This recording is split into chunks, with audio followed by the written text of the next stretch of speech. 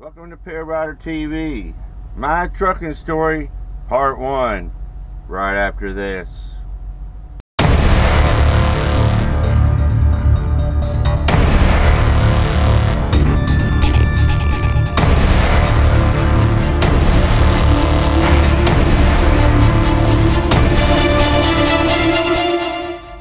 Welcome to Pale Rider TV.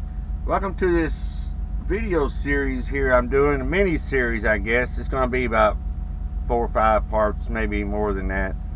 So if you want to see the rest of them, hit the subscribe button and be sure you hit the bell icon. That way you'll be notified when the other ones are uploaded and all the other videos are uploaded. Appreciate it. 1995, I started my trucking career. I was already 35 years old, so yeah, I'm old, I know it. I got a late start. Just like I got a late start with everything else in life, but that's a different story.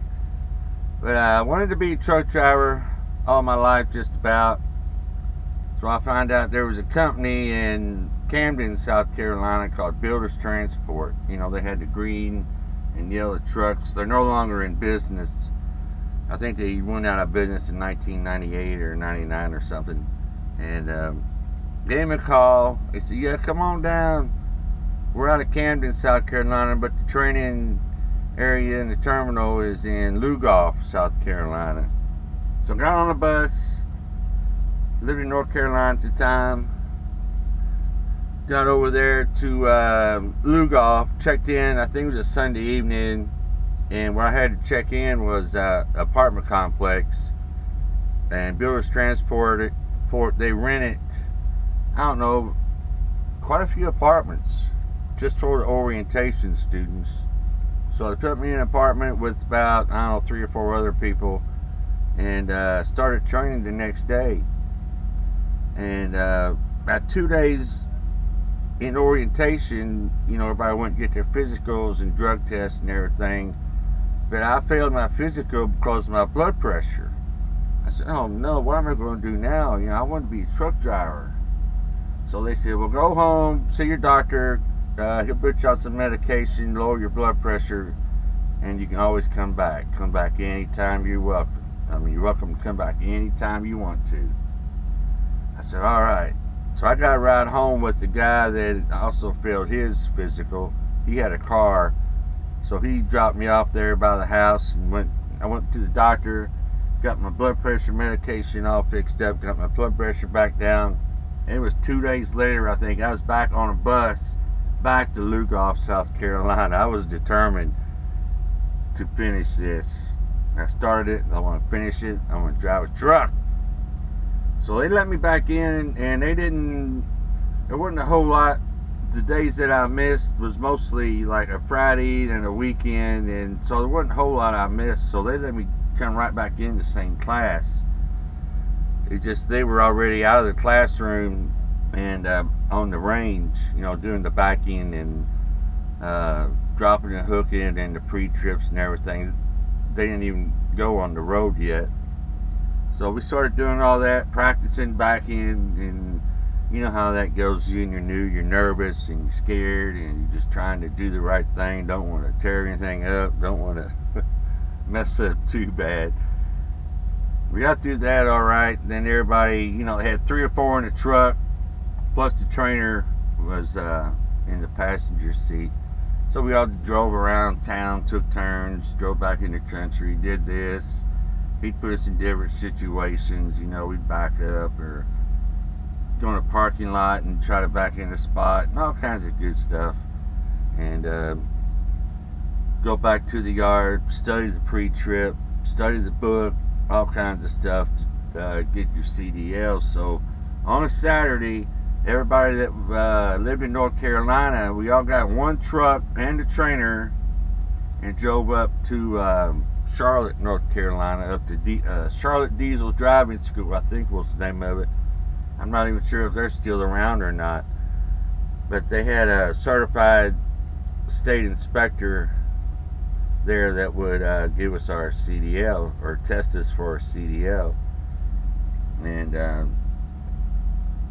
everybody passed, so we all jumped back in the truck with the trainer, drove back to Lugoff, South Carolina. I think we stayed there the rest of the weekend, and then on Monday got a bus back home. But in the meantime, I was going to eventually go with this their van division. They had some kind of dedicated thing. Can't remember what it was, PPG or P&G or something like that. And that's where I originally was going to go. But when I was in orientation, the trainer there said that they have a thing called Carolina Short Haul, where you just mostly do the 5 southeastern states like Virginia, North and South Carolina, Georgia, maybe a little bit of Florida, and that was about it. And you'd be home every weekend. I said, that's what I want. So that was it. I got in the flatbed division, and my home terminal was Lumberton, North Carolina. So I was supposed to go over there in a couple of days and get up with a trainer. I was on ride with the trainer for 6 weeks to get, drive on the road and get all the experience while I was training. And that went pretty good. Had a good trainer, real nice guy, and he was always wanting to get home. So we didn't go out too far. I think we went to Florida a couple times and all around North South Carolina, Virginia, and all that stuff. Good trainer. Had a big old Freightliner Classic with a Super 10 transmission, and it was a nice truck. It was a lot nicer truck than what we had in training down there in Lugoff, South Carolina. Down there we just had cab overs. One was a 7-speed, one was a 10-speed. It was just, old trucks they had taken off the road and just made into training trucks. So I rode with him for, I don't even think I went the whole 6 weeks. About a week short. He goes, you're ready. You're ready to go. You can drive. You know the transmission. You know how to strap and tarp. And you're ready to go. So he drove me back to Lumberton, and I got there, talked to the terminal manager. He assigned me a truck, and so I went home, and for the weekend or something, got a ride back to Lumberton, North Carolina, and picked up my truck. It was an old cab over. And after driving in that Freightliner Classic with the trainer for all them weeks, it was kind of disappointing. I had to go back to that old cab over again. Man, it was the ones they used to call the bus, and it was crazy. So I think I picked up a flatbed empty trailer there, and they had me deadhead over to Lexington, North Carolina yard, and there was a load on that yard I had to pick up and take over somewhere in North Carolina. I can't remember the name of it, but did all that, and I couldn't believe that I was driving on my own. But I got in a few situations where I looked over to ask my trainer, what should I do? And I remembered I'm by myself, so I had to make decisions by myself. Got in a few pickles. Never really, no, I didn't tear anything up, thank goodness, but it was hard.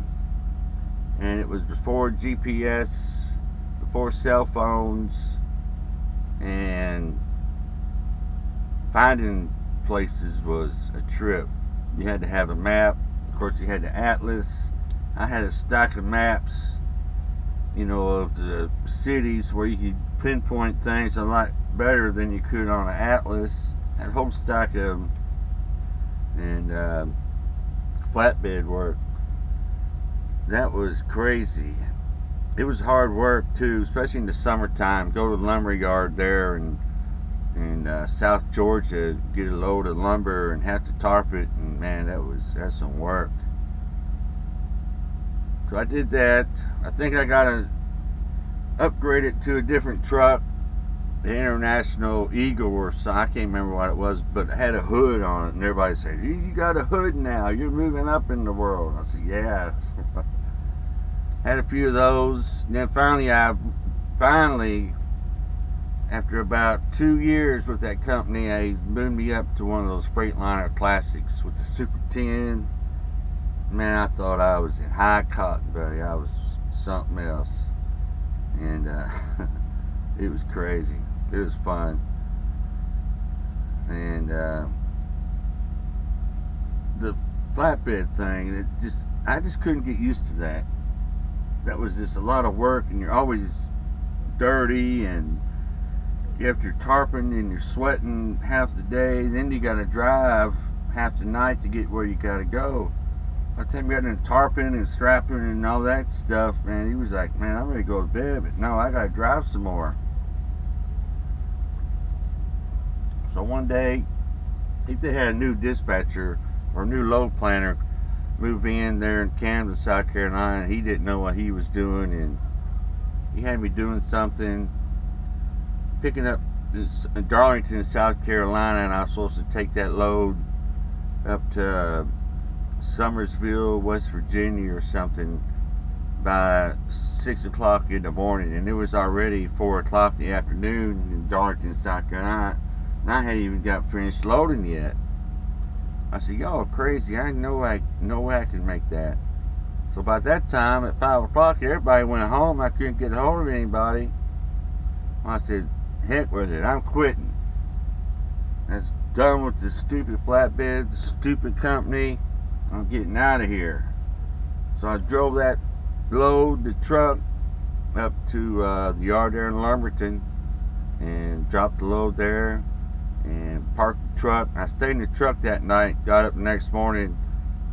Terminal manager came in, and I handed him the keys. I said, that's it, I'm done with it. So I turned in my truck there and went home. But Builders Transportation, no, Builders Transport, there's a Builders Transportation, they're out of Alabama, they have white trucks, but this was the old Builders Transport. It was kind of like a mega carrier then. They were almost as big, if not as big, as Schneider and J.B. Hunt. And back then, it was Schneider, J.B. Hunt, and Builders Transport that caught all the grief at the truck stops on the CB.